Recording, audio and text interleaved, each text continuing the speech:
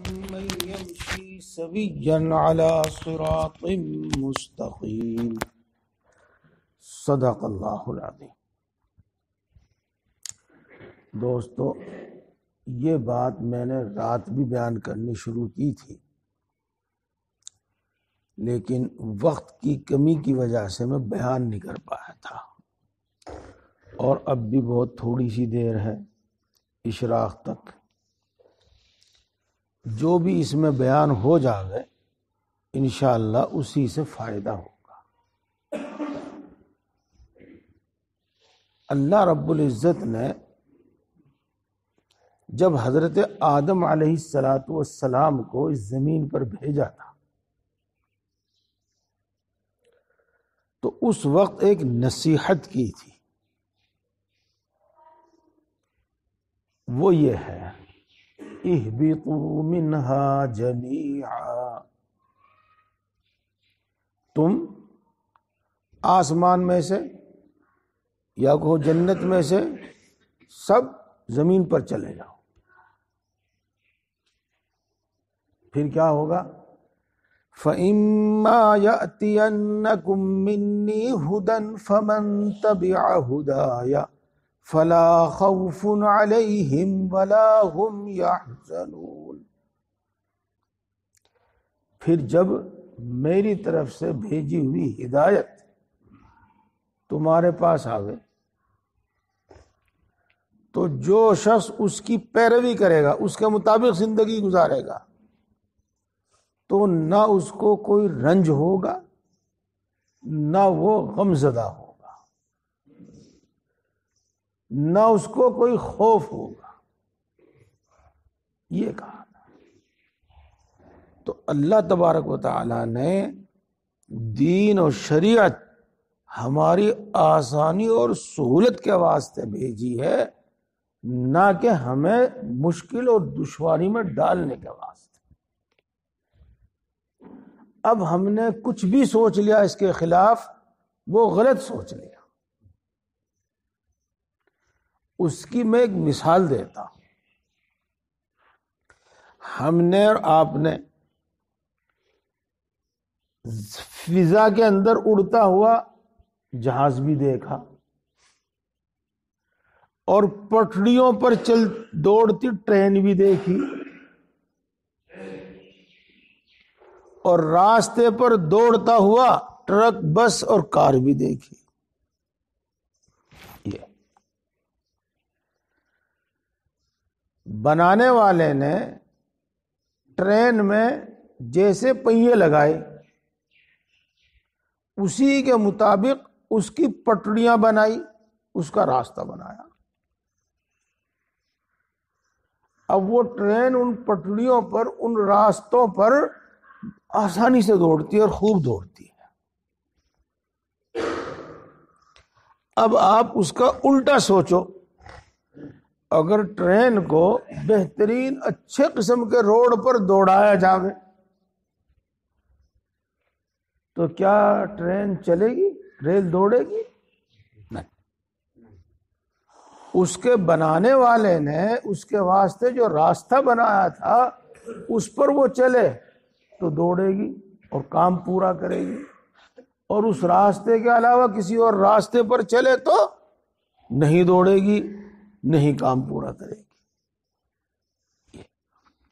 بالکل یہی مثال آپ اپنی کار، بس اور ٹرک کے بارے میں بھی سن سکتے ہیں۔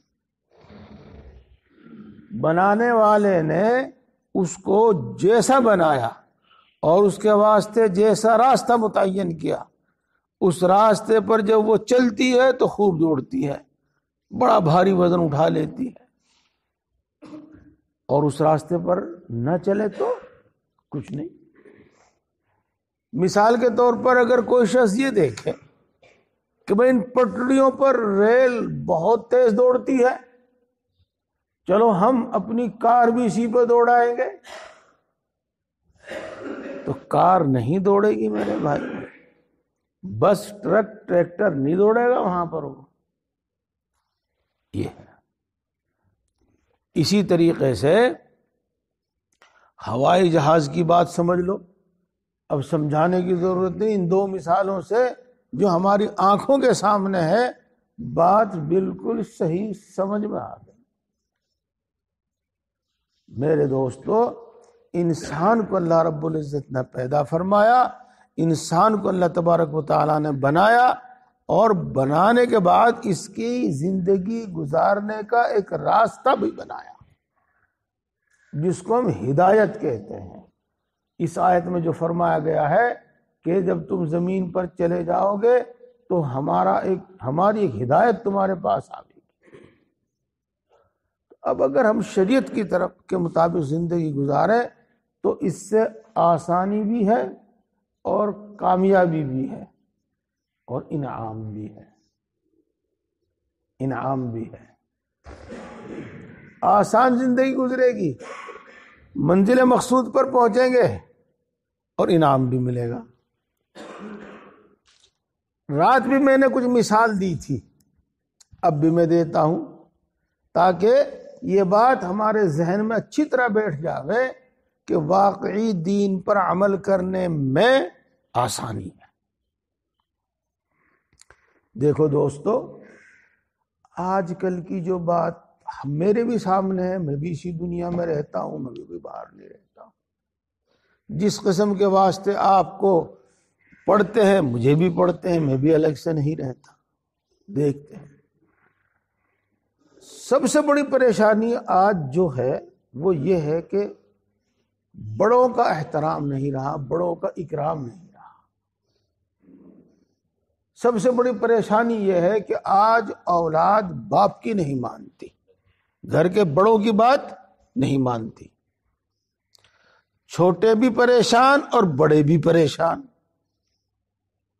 یہ بات کوئی ڈھکی چھپی نہیں ہے، کوئی بتانے کی بات نہیں ہے۔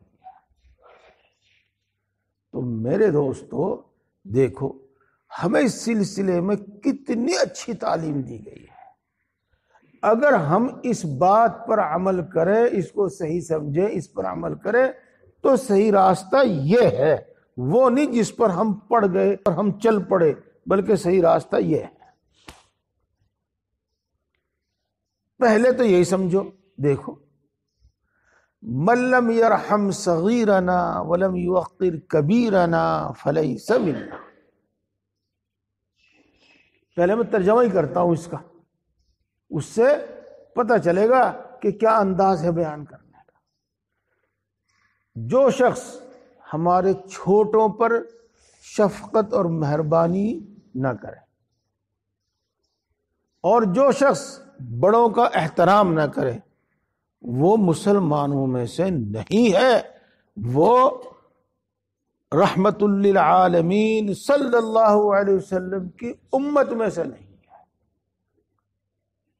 دیکھو، بات تو یہ کہنی تھی کہ بھائی چھوٹوں کے ساتھ شفقت کا برتاؤ کرو، بات تو یہ کہنی تھی کہ بڑوں کے ساتھ احترام اور عزت کا برتاؤ کرو، لیکن اس کو اتنے غصے میں آ کر فرمایا، اتنے غصے میں آ کر فرمایا کہ جو ایسا نہ کرے اس سے میرا کوئی واسطہ نہیں، اس سے میرا کوئی تعلق نہیں، وہ میری امت میں گننے کے لائق نہیں ہے۔ دیکھو، بڑوں کا احترام، بڑوں کا اکرام، چھوٹوں کے ساتھ شفقت، چھوٹوں کے ساتھ شفقت، ہاں، اس کو بھی سنیے گا، بہت ہی مختصر بات یہیں آ کے رک جاتی ہے۔ بچے غلطی پر غلطی کر رہے ہیں، اب ان کے ساتھ شفقت کیا ہے؟ ان کے ساتھ شفقت یہ ہے کہ نرمی سے برابر ان کو سمجھاتے رہو، نرمی سے برابر ان کو بتاتے رہو، ان سے ایسا منہ نہ موڑو کہ وہ یہ سوچنے لگے کہ میرا باپ تو مجھے بالکل ہی نہیں چاہتا، یہ پھر وہ اور زیادہ بگڑے گا۔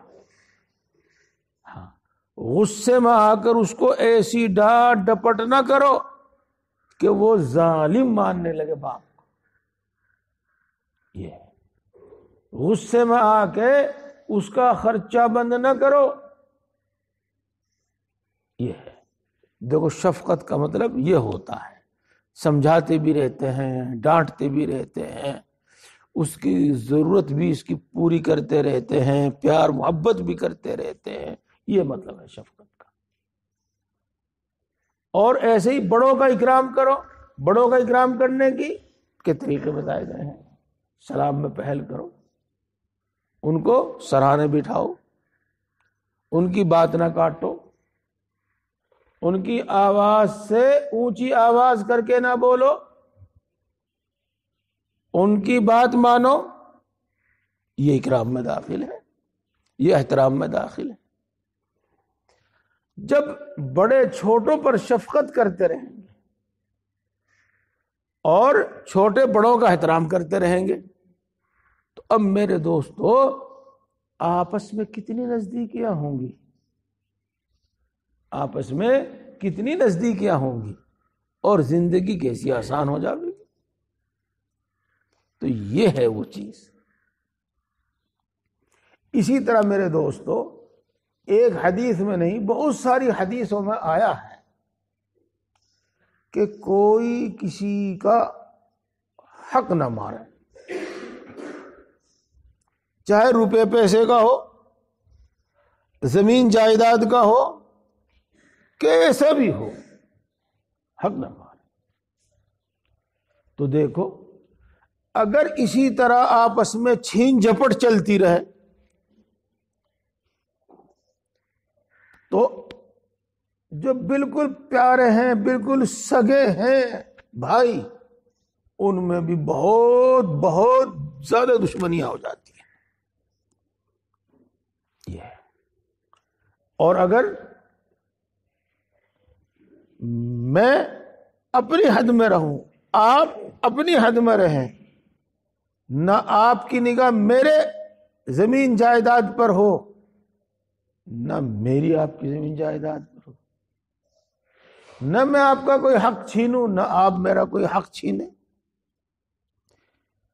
جو میرا ہے آپ وہ وقت پر ادا کر دیں، جو میرے ذمہ ہے میں اس کو وقت پر ادا کر دوں. تو میرے دوستو بتاؤ پھر لڑائی کس بات کی ہوگی؟ بولو، سمجھو اس بات کو.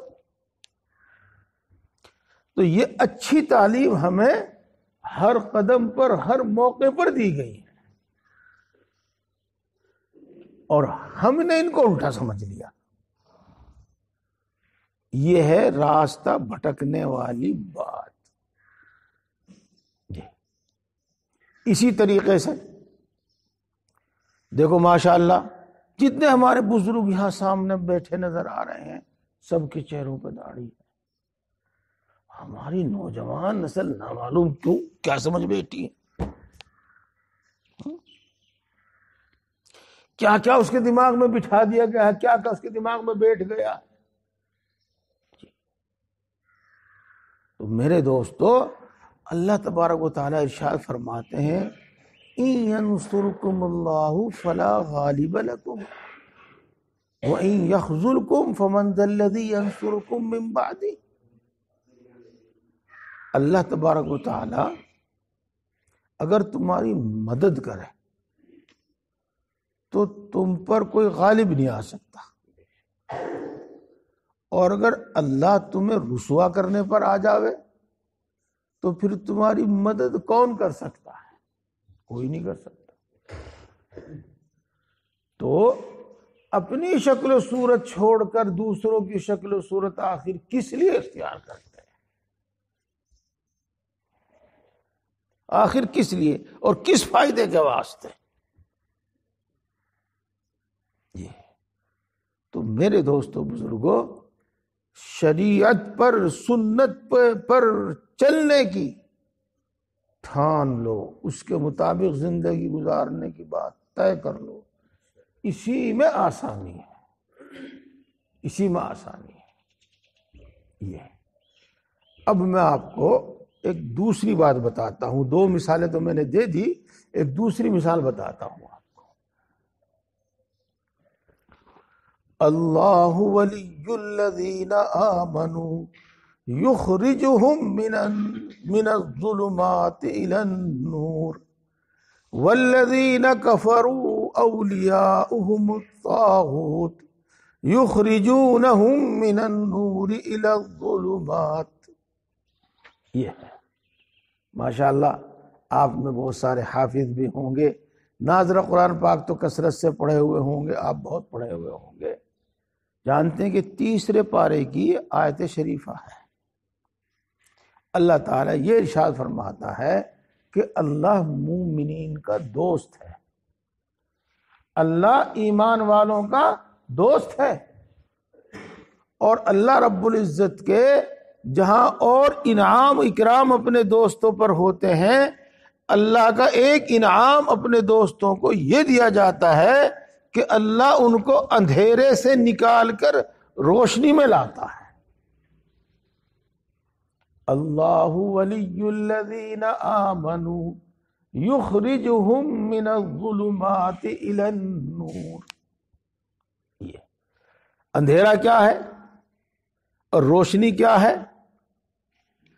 جن جن کاموں سے اللہ رب العزت نے منع فرمایا ہے کہ وہ نہ کرو، وہ نہ کرو، وہ اندھیرا ہے،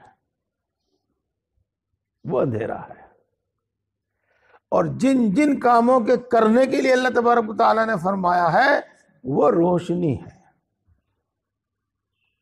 دیکھو، روشنی چھوڑ کر اندھیرے میں چلنا چاہنا، ٹھوکر لگے ہی لگے گی، ٹکرا جاوے گا آدمی، نقصان دینے والا دشمن، نقصان دینے والا جانور نقصان پہنچا سکتا ہے. چلو یہ تو بات میں قریب قریب بتا ہی دے چکا ہوں.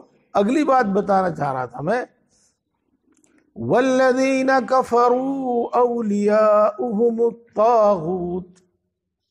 اور کافر لوگ، ان کے دوست، ان کا ایک نہیں دوست ہوتا، ان کے کئی دوست ہوتے ہیں، بہت سارے دوست ہوتے ہیں. اولیاء بہت سارے دوست ہوتے ہیں، اور وہ سب کے سب کیا کام کرتے ہیں؟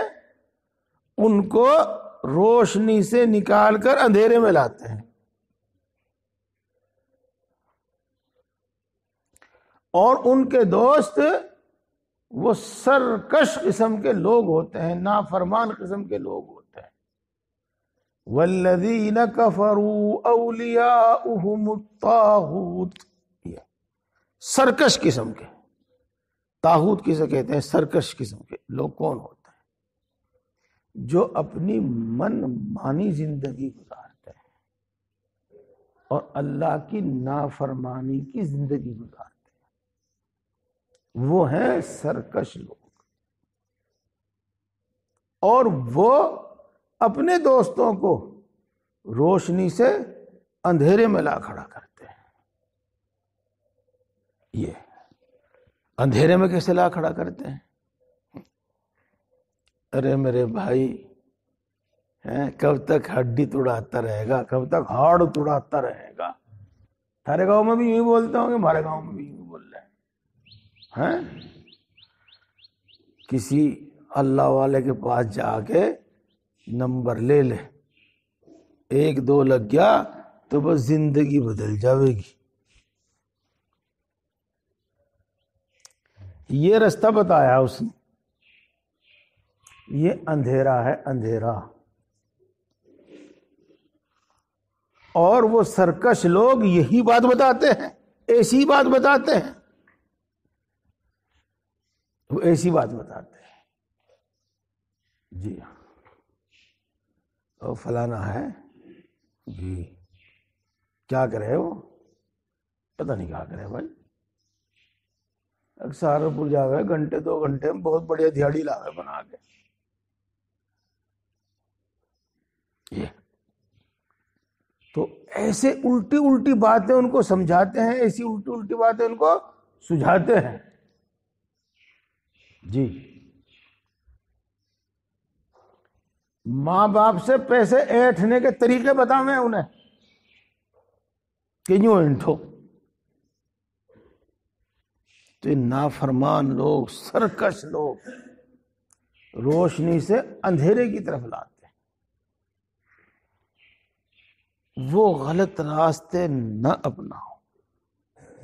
وہ غلط راستے نہ لو، ان غلط راستوں پر نہ چلو۔ صرف ایک ہی کام کرتے ہیں وہ لوگ، برائی کو بھلائی بنا کر دکھا دینا، برائی کو ہمارے دل میں اچھا کر کے دکھلا دینا، اپنی نگاہ میں اچھا کر کے دکھلا دینا، یہ کام ہے ان کا، اور یہی کام شیطان کا ہے۔ اور ہمارے باپ آدم نے اسی وجہ سے ٹھوکر کھائی تھی، اسی بنا پر ان سے لغزش ہو گئی تھی کہ وہ نقصان کی چیزوں کو نفع کی چیزیں ہمیں دکھلا دیتے ہیں، اور بری چیز کو بھلی چیز ہماری نگاہ میں بنا کر دکھا دیتے ہیں۔ تو میرے دوستو، وہ غلط راستے جو لوگ چل رہے ہیں، چاہے آپ حرص کریں ان کی اور ان کو دیکھ کے انہی کے مطابق کرنے لگے، تو ہم بھٹک گئے صحیح راستے سے، اور ہم روشنی سے اندھیرے میں آ گئے۔ یہ میں سمجھا رہا تھا۔ اسلام نور ہے، قرآن نور ہے، اس کے خلاف جو ہے وہ اندھیرا ہے۔ اس واسطے اس بات پر یقین رکھو، اس بات پر یقین رکھو کہ کامیابی جو ملے گی، آرام جو ملے گا، زندگی جو صحیح سے گزرے گی، وہ گزرے گی شریعت پر عمل کرنے سے، دین پر عمل کرنے سے، نہ کہ دین کو چھوڑنے سے۔ سب سے پہلے یہ بات طے کرو، اور پھر میرے دوستو دین کی ہر بات پر عمل کرنا سیکھو۔ کس طرح؟ جو دشواری پیش آوے وہ بتاؤ، پھر اس کا حل بتائے۔ دوسروں کو دیکھ دیکھ کے غلط راستے پر مت پڑو۔ دیکھو، ہے تو وہ بات پکی، اور آپ اپنے باپ داداؤں سے سب سے سنتے چلے آئے ہیں، لیکن میں آپ کو بات قرآن پاک کے حوالے سے بتاتا ہوں کہ قرآن پاک میں بات ہمیں کس طرح بتائی گئی ہے۔ اب دیکھو، کوئی آدمی بڑائی میں آ کے کیسے بھی کر کے لون لے کے، ادھار لے کے، کچھ بھی لے کے ایک شاندار مکان بناوے، لوگ تو اس کی تعریف کریں گے، انہیں کیا پتہ یہ کہاں سے لایا، کس طرح کر رہا ہے، لیکن اس نے اپنی ہمت اور وسعت سے زیادہ جس طرح سے بھی یہ بنایا ہے، اب یہ چیز اس کے واسطے وبال بن جائے گی۔ یہ بات ہے۔ اور اس نے یہاں پر اللہ کے رسول کی تعلیم کی خلاف ورزی کی، دو خلاف ورزیاں کی۔ ایک تو یہ کہ جو عمارت ضرورت سے زیادہ بنائی جاتی ہے اور محض فخر کے واسطے، دوسروں پر اپنی بڑائی ثابت کرنے کے واسطے بنائی جاتی ہے، وہ اس کے واسطے وبال ہے۔ یہ حدیث پاک میں ہی آئے گا۔ اور دوسرے میرے بھائی، یہ فضول خرچی میں آتا ہے، اور اللہ رب العزت نے ہمیں حکم دیا ہے کفایت شعاری کے ساتھ خرچ کرنے کا، درمیانی چال چلنے کا، جس کو ہم اور آپ یوں کہتے ہیں کہ جتنی چادر ہو اتنے پیر پھیلاؤ۔ یہ ویسی بات نہیں ہے، قرآن پاک کی بات ہے۔ والذین اذا انفقوا لم يسرفوا ولم يقتروا وكان بين ذلك قواما۔ یہ 19ویں پارے کی آیت شریفہ ہے۔ اس کا مطلب یہ ہے جو بھی آپ کو میں نے بتایا جی، ان المبذرین کانوا اخوان الشیاطین وَكَانَ الشَّيْطَانُ لِرَبِّهِ كَفُورًا. فضول خرچی کرنے والے شیطان کے بھائی ہیں، اور شیطان اللہ کا ناشکرا ہے. یہ بھی ترجمہ ہو جائے گا. اور دوسرا ترجمہ، اور شیطان اللہ کا نافرمان ہے، یہ بھی ترجمہ ہو جائے گا. تو دیکھو روشنی کیا ہے؟ اپنی آمدنی کے مطابق خرچ کرنا. صحیح راستہ کیا ہے؟ اپنی چادر کے مطابق پیر پھیلانا. یہ اب اس کو چھوڑا، غلط راستے پر پڑ گئے. یہ تو روشنی تھی، اس کو چھوڑا، اندھیرے میں چلے گئے. اللہ رب العزت ہمیں ایسی اچھی تعلیم دیتے ہیں، اور اس طریقے سے ہماری زندگی آسان ہو جاتی ہے. لیکن سرکش اور نافرمان لوگ دوسری ہی بات ہمارے دلوں میں بٹھا دیتے ہیں. یہی سمجھانے کے واسطے میں نے وہ آیت شریفہ پڑھی تھی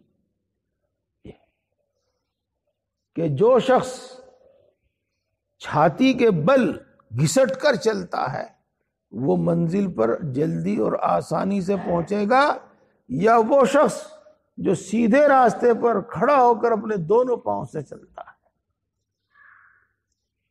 سیدھے راستے پر، جس کو ہم صراط مستقیم کہتے ہیں، اور دونوں پاؤں سے چلنا، یہ اس شخص کی مثال ہے جو اسلام کے مطابق زندگی گزارے، شریعت و سنت کے مطابق زندگی گزارے.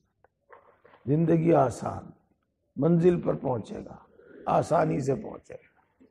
اور جو گھسٹ گھسٹ کر چلے، سینے کے بل گھسٹ کر چلے، مشقت ہے، منزل پر پہنچے یا نہ پہنچے، درمیان میں دم توڑ دیں.